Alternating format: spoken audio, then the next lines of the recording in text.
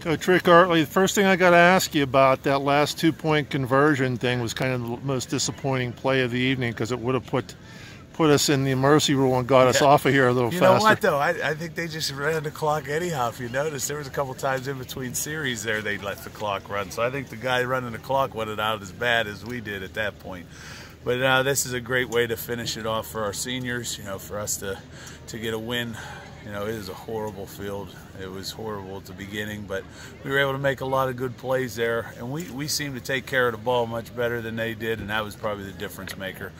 You know, we go down and score on that first drive. You know, usually we defer in the first half, but we always, you know, with this weather, we knew it wasn't ever going to get any better, so that's why we took the ball, and luckily we were able to finish that drive off. But then we were able to create the turnover on the kickoff, and we were able to punch it in again and to go up 20. But the bottom line is that tailback, once he got hurt, they were kind of done. So, you know, for us, it was a great way to finish the season for our seniors finally to get a game where they were able to sit back at the very end and watch some of these younger guys get a chance to play on the positive side as opposed to being in there late in the game when we're getting blown out. So, you know, we're hoping to get a W here. I honestly didn't plan on this kind of score, but you know, once that injury occurred with that tailback, I think that was the end of it. You know, we were up 20-0.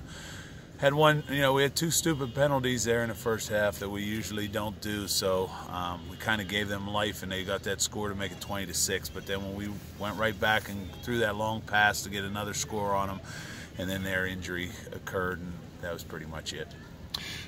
Before the game, when we talked about the preview here, you kind of compared both lines, and they're very comparable.